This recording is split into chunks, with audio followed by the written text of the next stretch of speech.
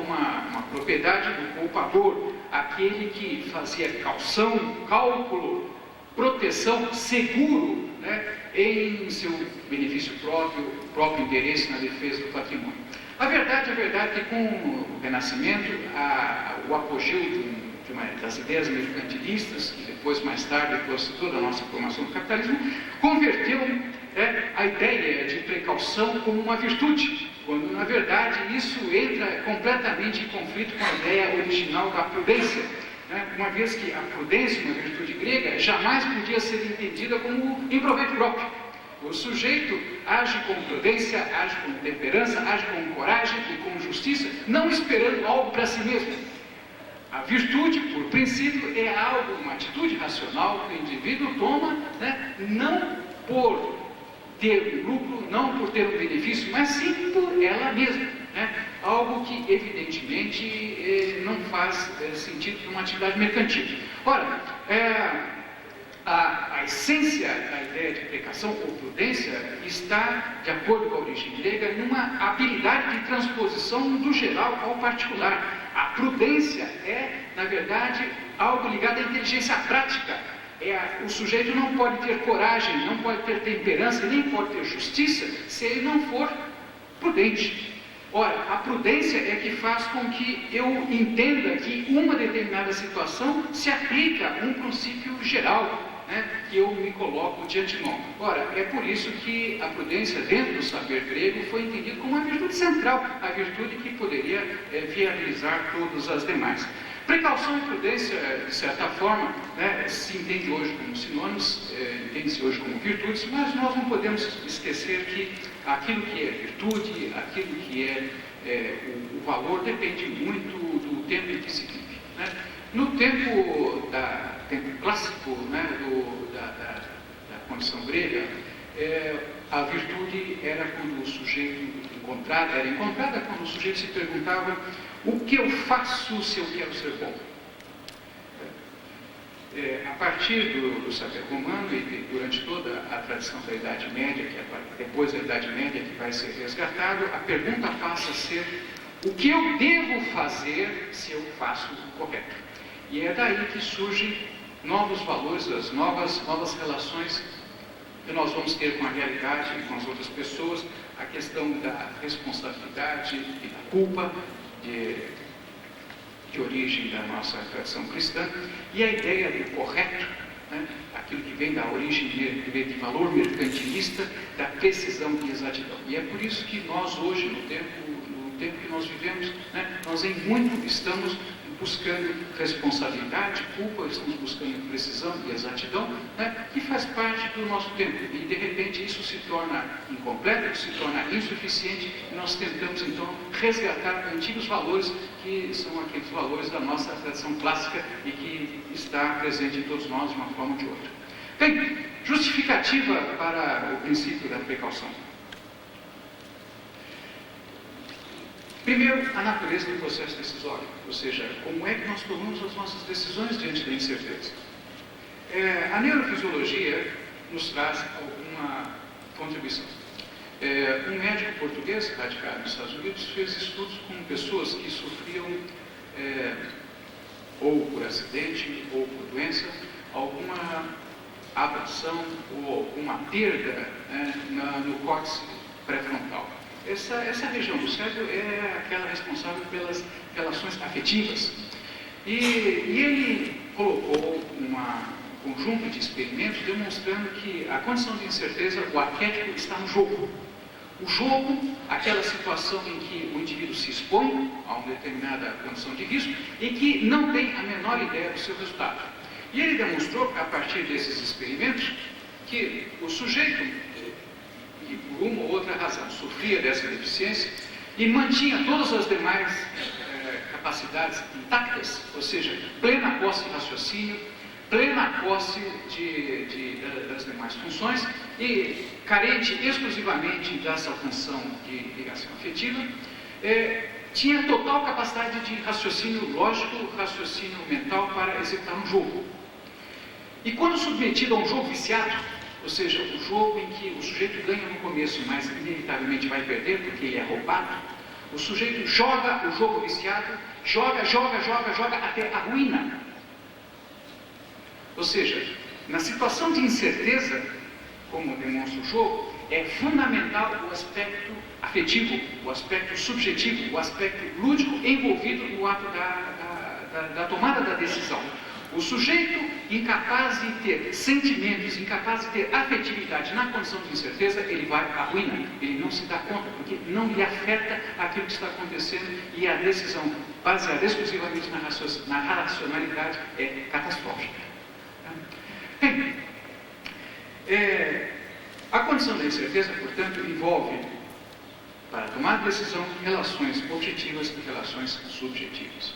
E o grande problema que nós nos deparamos hoje é que a ciência moderna, ela exclui toda a possibilidade de relações subjetivas, tratando o sujeito, o experimentador, o cientista como o ser externo à realidade, impassível, neutro, e aquilo que se chama o faquirismo da ciência, como se o sujeito pudesse ver o rato morrendo sem sentir nada, né? E lida, portanto, com relações essencialmente objetivas e apregoa isso como o seu princípio de método e padrão. Mas o que é exatamente a produção de conhecimento científico? A produção de conhecimento científico, todos nós sabemos, se dá no laboratório. E a primeira pergunta que surge é se o laboratório é de fato o ambiente de contexto da realidade. Ou se o laboratório é uma parte da realidade. Aquela parte da realidade que nos convém. Aquela parte da realidade em que nós excluímos todos os aspectos chamados interferências. A parte da realidade que fica tão reduzida e a partir daí nos permite tomar dados, permite nos fazer observações. Bem, nessa parte da realidade, nós então tentamos estabelecer relações. Evidentemente, como todos aqui têm formação científica, sabem que isso não pode ser feito. Isso não pode ser feito desde Galileu. O que todo cientista deve fazer é isso. Os dados se prestam não para dar o resultado, mas para mostrar qual é o caminho dos resultados. Ou seja, a ciência se encontra não no empírico, mas se encontra na imaginação daquilo que nós entendemos como teoria. O mundo empírico serve-se apenas para orientar o que a imaginação pode produzir. E isso ficou bastante claro a partir de Galileu, que demonstrou que toda observação do mundo empírico está sujeita a um erro. E apenas aquilo que nós imaginamos, aquilo que nós podemos calcular, aquilo que nós podemos estabelecer de forma clara e indubitável, pode ser algo daquilo que nós podemos entender como ciência. Né? E em cima disso que nós temos essa possibilidade incrível, que é a conversão dos nossos desejos. A possibilidade incrível de criar coisas que ainda não existem e coisas que nunca existiram no mundo. É graças a esse pensamento que nós conseguimos, por exemplo, produzir matéria plástica. É graças a isso que nós conseguimos produzir produtos que não existem na natureza. Por quê? Porque a ciência está baseada em algo que está na nossa imaginação, embora tenha uma referência com o mundo empírico. Bem, tudo isso é maravilhoso. Tudo isso nos levou, por exemplo, à Lua. Entretanto, nem sempre ocorre exatamente como nós imaginamos. Isso porque a teoria não é suficiente para dar conta de toda a realidade. Isso porque a nossa imaginação não é suficiente para dar conta de toda a realidade. Isso, em outras palavras, chama-se acidente ou catástrofe. Bem, não é à toa que o homem comum é tão cético quando o cientista fala. Ele sabe, embora o cientista não sabe, de que o conhecimento, a proposição dele é incompleta, está baseada em algumas coisas e não na realidade como um todo. Isso é impossível. Bem, nós falamos aqui da propriedade e da necessidade do princípio da precaução, mas isso não quer dizer que ele seja oportuno de se usar agora. Quais seriam os argumentos que poderíamos usar para a oportunidade do princípio da precaução? Bem, em primeiro lugar, nós podemos explorar essa oportunidade a partir da contradição, da condição moderna em que nós vivemos. Obrigado. que nós vivemos no mundo atual. E essas contradições, elas se expressam, vivenciam a partir da condição de risco. Nós, ao mesmo tempo que convivemos com uma apologia ao risco a partir dos esportes radicais,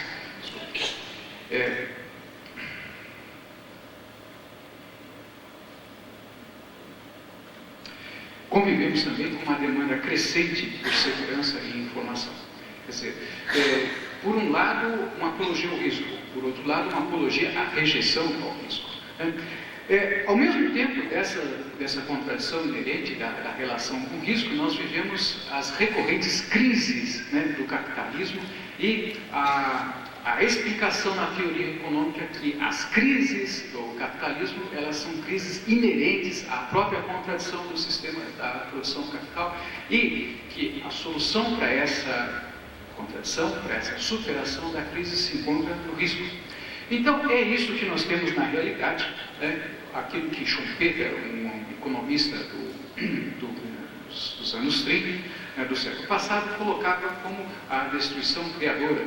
Né? É a perda de empregos, o fechamento de fábricas, né? E, sucedendo a isso, a busca por oportunidade de trabalho, né, de um sistema que ceifa e, ao mesmo tempo, promove o capital, e situações que se tornam cada vez mais frequentes e evidentemente, atingem as pessoas de forma desigual. Uma situação que, para alguns, vai ser talvez a última das tragédias, das suas próprias existências. De qualquer forma, o risco é colocado, então, como disse, pela teoria econômica, como a condição da materialização de um processo, né, de economia capitalista. Ou seja, esse processo de acumulação de capital a partir da expropriação do trabalho e um processo que vai se generalizando leva pouco a pouco ao fechamento do pós-trabalho, à fusão e ao desemprego. Ele só pode ser superado a partir do momento em que alguém traz uma inovação. E essa inovação pressupõe um risco. Bem, como nós podemos entender isso? Ora, nós podemos entender isso de uma condição mais ampla, própria da natureza humana. E a intervenção humana na natureza, ela pode estar presente ou ausente. Se ela está ausente, nós dizemos que estamos submetidos aos riscos naturais, leia-se doença. Ou eu posso fazer uma intervenção na natureza, e a partir daí eu tenho aquilo que posso entender como riscos artificiais. Por exemplo, o efeito adverso de um medicamento, ou o efeito adverso de uma vacina, e assim por diante. Essa intervenção humana na natureza é aquilo que nós entendemos por trabalho. Tá? O resultado disso é que se expressa, em primeiro lugar, a nossa ignorância, ou seja, a partir do momento que eu faço algo pretendendo um determinado fim e encontro o outro, simplesmente explicitei a minha ignorância. Mas, como eu insisto nisso e continuo fazendo, eu tenho a possibilidade do conhecimento. E esse conhecimento, ele se materializa a partir da obtenção de produtos, que é isso que constitui o nosso mundo material e que nós todos estamos envolvidos.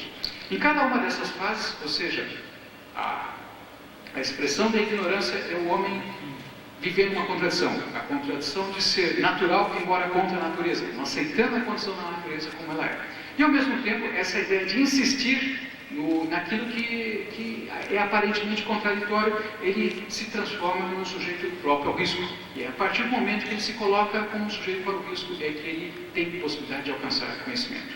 O problema todo vai mais além. É quando esse produto obtido por esse conhecimento, ou esse conhecimento mesmo em si, ele passa a ser então convertido numa mercadoria. E essa mercadoria é que, levada ao mercado, vai possibilitar, a partir de uma expropriação do trabalho, esse processo todo, vai se converter em capital, a partir do momento que é reunido. E esse capital, enfim, é nova